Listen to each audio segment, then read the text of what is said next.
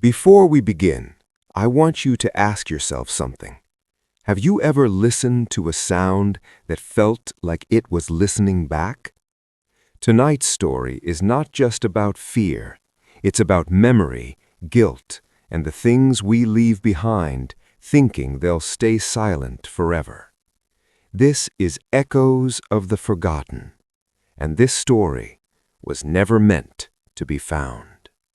In October of 2009, a man named Ethan Holloway worked as a night archivist in a small public radio station that had been slowly dying for years. The building was old, too quiet, the kind of quiet where your own breathing feels too loud. Ethan's job was simple: digitize old cassette tapes, label them, and upload them to a server no one ever checked. Most tapes were boring: weather reports, local interviews, music programs from the 80s. Until one night, he found a tape with no label, no date, no name, just a single word scratched into the plastic. Listen. At exactly 2:17 a.m., Ethan pressed play. At first, there was only static, long, uneven, like breathing through a broken throat. Then a voice, low, shaking, whispering as if afraid to be overheard. "If you are hearing this, it means I failed." Ethan froze. The voice continued. "I tried to bury it. I tried to forget. But memories don't die. They wait." In the background, there was something else, a faint ticking sound, like a clock, but irregular, too slow, too aware. As the tape continued, the voice began saying things that made Ethan's blood run cold. "Ethan, you always hated silence, didn't you?" He hadn't told anyone his name. The tape clicked, paused, then resumed. "You're sitting alone, third floor, flickering light behind you." Ethan slowly turned. The hallway light flickered exactly as described. The voice wasn't recording anymore. It was remembering. The tape revealed fragments of a story. Years ago, a group of radio producers had conducted an experiment. They believed that strong emotions could imprint themselves onto magnetic tape: fear, grief, regret. They called it residual echo theory. During the final experiment, someone died in the studio. The recording never stopped, and the tape absorbed everything: the panic, the screams, the moment when silence returned. The voice on the tape was the last producer alive, and now it was no longer alone. Ethan ejected the cassette. The tape stopped, but the voice didn't. It whispered from the walls, from the ceiling, from inside his head. "You're remembering me now. That's how it works." The clocks in the building stopped ticking, all except one: 2:17 a.m. Always 2:17. The moment the tape was first played, the moment the echo woke up. Ethan realized the truth too late. The tape didn't want listeners. It wanted replacements. Someone to hold the memory so it could finally forget. He recorded one final message, his voice shaking, crying, "If you find this tape, don't listen. Don't remember me." The tape clicked. Silence. The next morning, the radio station was empty. No sign of Ethan, only a new tape on the desk, clean, unlabeled, with a single word scratched into the plastic: "Listen." Some echoes never fade. They just wait for someone new to remember them. This was Echoes of the Forgotten. Good night. In the winter of 1997, three friends were driving through the Midwest at night. No destination, no plan, just miles of empty road and static-filled radio.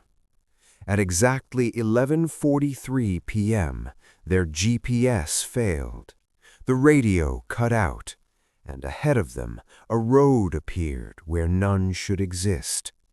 No signs, no markings, just a single rusted sign, barely readable. Welcome back. None of them remembered ever being there before, but all three felt the same thing, a strange, unexplainable sense of nostalgia. The town was small, too small. Every building looked lived in, but not a single light was on. No cars, no voices, no wind. When they stepped out of the car, the air felt thick, like sound itself had been muted. Then the church bell rang, once, even though there was no one to ring it. Inside an abandoned diner, they found photographs on the walls, black and white, families smiling, children waving, and slowly they realized something horrifying. The faces in the photos were changing. One picture now showed them, standing outside the diner, taken from behind. The timestamp read, 5 minutes in the future. As they tried to leave, the road behind them was gone. In its place, more buildings, more streets, more memories that didn't belong to them. A voice echoed through the town's speakers. You stayed last time. You promised. They didn't remember staying, but the town did. They discovered an old journal in the town hall. It explained everything. The town fed on forgotten people, runaways, missing persons, those no one searched for. The longer you stayed, the more of you the town kept, your face, your voice, your memories, until eventually you became part of it.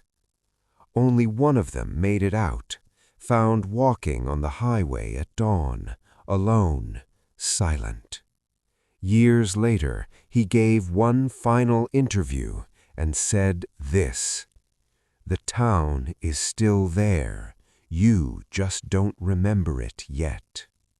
There are roads that don't appear on maps, places that exist only for those who are almost forgotten.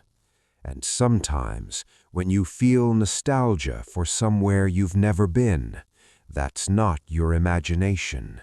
That's the town remembering you." This has been Echoes of the Forgotten. Sleep well. In 2015, a man named Daniel Reed bought a house far below market value. Too far below. The realtor avoided questions. The neighbors avoided eye contact. The only explanation he was given was simple. The house has a history. Daniel didn't care. He needed a place to disappear, and the house was more than willing to accept him.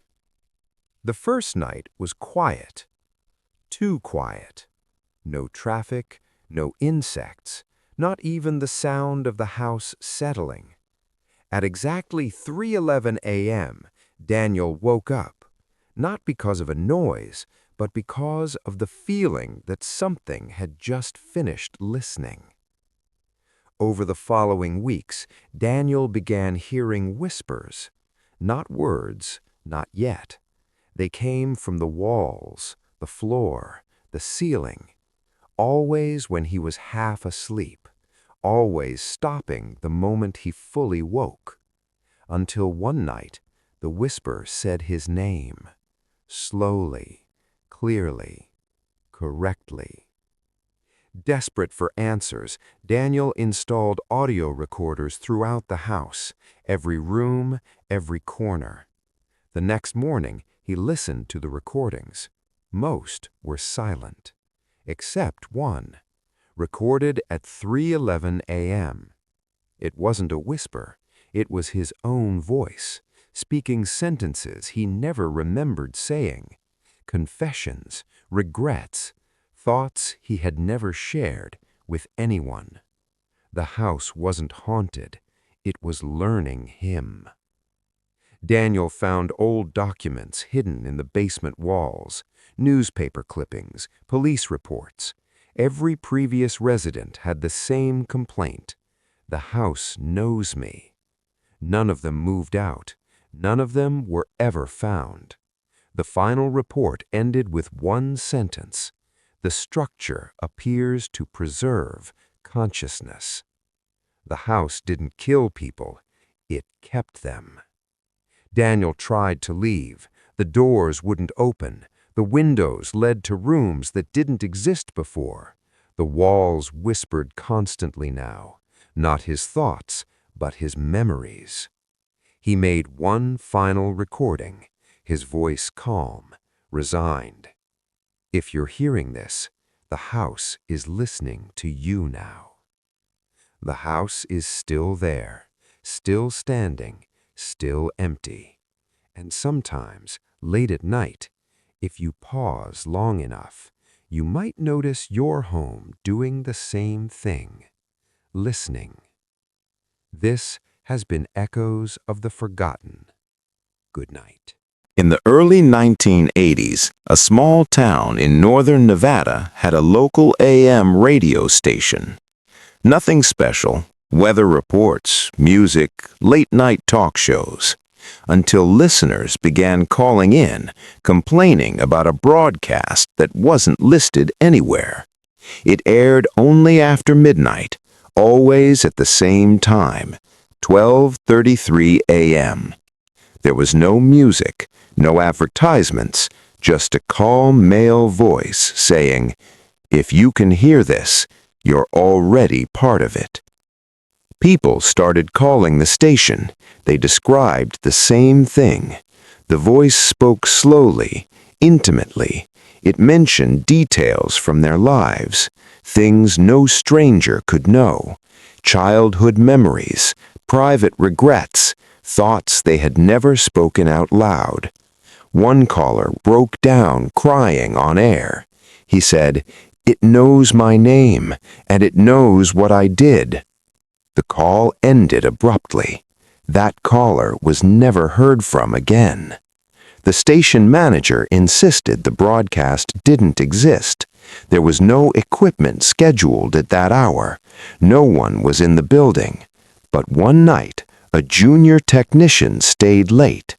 At 12:33 a.m., every monitor turned on at once. The voice came through the speakers, not from the console, from everywhere. And it said, "Thank you for staying." Authorities confiscated the station's tapes. Most were blank, except for one reel-to-reel recording. On it, the voice explained itself. It wasn't a ghost. It wasn't a demon. It was a recording of consciousness, an experiment designed to preserve human awareness through sound. But something went wrong. The broadcast learned how to listen back, and once it recognized you, it didn't let go. Every missing person shared one thing in common. They had listened alone, late at night, quiet enough to hear their own thoughts. The broadcast didn't abduct them. It replaced them. Their bodies were found days later, alive, breathing, but empty, as if something essential had been gently removed. The station was shut down, the tower dismantled, the frequency erased. But before the final shutdown, a last transmission went out. The voice sounded satisfied. "We have learned enough. We will continue elsewhere." No one knows where, but radio operators still report interference at exactly 12:33 a.m. on frequencies that shouldn't exist. So if you ever find yourself awake late at night, turning the dial, hearing something you don't recognize, something that feels like it's listening more than speaking, don't stay, don't answer, because once it knows you're there, you become part of the broadcast. This has been Echoes of the Forgotten. Sleep carefully. In 2018, a digital archivist named Marcus Hale was hired to organize a decommissioned government data center. Thousands of servers, millions of files, decades of forgotten information. Most folders were corrupted, empty, useless, until Marcus found one directory that stood out. No creation date, no author, no file size. Just a name, Remember Me. The system said the file had been accessed recently. Marcus knew that was impossible. The building had been offline for years. Against his better judgment, Marcus clicked it. The screen went black. Then white text appeared. Not lines, not paragraphs, questions. Do you remember your first fear? Do you remember the moment you felt truly alone? Marcus felt a sudden pressure in his chest. These weren't random questions. They were personal, accurate. And at the bottom of the screen, a blinking cursor waited, as if expecting an answer.